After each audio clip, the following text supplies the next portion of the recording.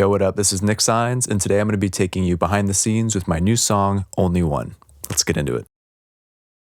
There's a song called The Only by Sasha Sloan. It's a song about how she felt like no one was listening, but found comfort in knowing that she wasn't the only one that felt like that. And out of all those people that also felt that way, I'm one of those people. There was a point where I felt like no one was really seeing my music for what it was, or for what I thought it was. And as an artist, that put me in a rough place. So my song, Only One, was written as kind of like a response to Sasha saying like, hey, like I'm one of those people. I feel this way, but I feel validated and less alone knowing that you also feel the same way. Because like, if you've ever felt some type of way and you're wondering like, damn, am I crazy? Am I the only one that feels this way? But then you hear somebody else articulate it exactly. It's like this wave of relief where you know like, okay, I'm not crazy. I'm not the only one. And that was pretty much the idea for the song.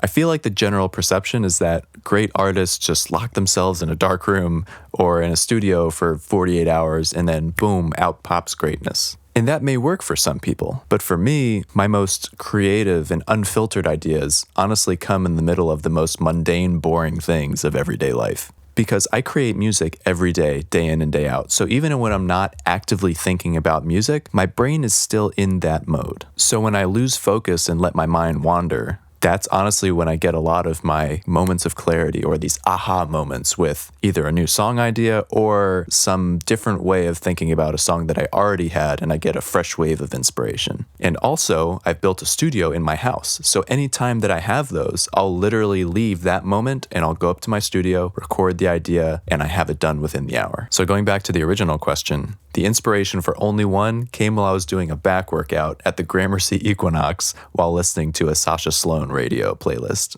Can't make that up. My goal is actually to bring my song revision numbers way down.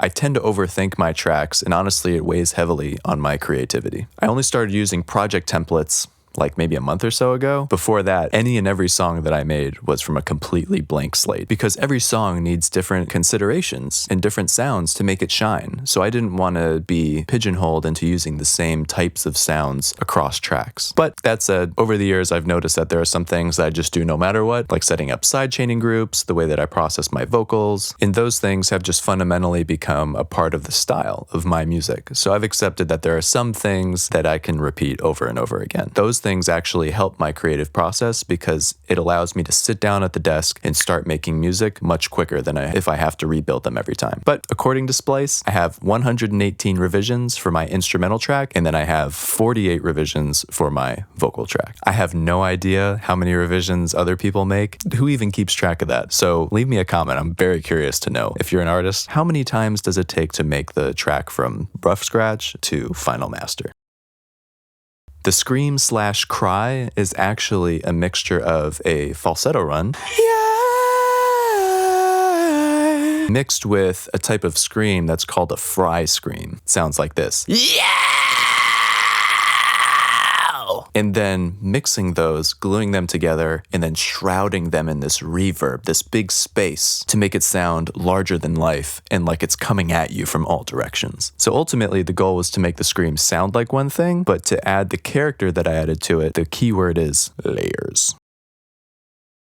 Like, I kind of think of songs as music first, so my first verse is very sing-songy and legato. So what I'd want as a listener is to be able to hear something that contrasts that. So I would want kind of a quick, punchy rapping. Expand it from there. Whoever can satisfy the best quick, punchy rapping in a way that makes sense for that song is who I want featured. I don't really care about who it is. I know it sounds bad, but like, my approach is music first. Like, I wouldn't just choose somebody because they were that person if their style didn't fit the song and what the song needs. So, song above everything. When I was having serious doubts about my talent as a musician, the first thing that came to my mind was, okay, well, who do I talk to about this? A lot of my friends are successful artists already. So I was like, well, they don't have these problems. They don't have these doubts, because why would they? And then there's also a bunch of artists that I feel like aren't quite on my level of commitment. You know, I might get answers like, well, just take a break or quit. And like, I don't want to hear that shit either. And obviously it's hard for someone that's not in music to completely understand what I'm talking about. So I ended up feeling very alone, like as an artist. The thing that I identify as, the thing that I love more than life. When I had doubts about it, there was no one that I felt that I could really go to that would understand. So for anyone that's feeling like they're the only ones with the problems that they have, I promise you, you're not. And if you feel like you are, DM me anytime. I may not be able to understand exactly what it is. I may not have all the answers, but I'll lend you a listening ear. And at the very least, I'll send you some of my vocal stems without any auto-tune on it so you can have a good laugh. But I'll also send you the final version so you can know what's on the other side waiting for you if you keep going.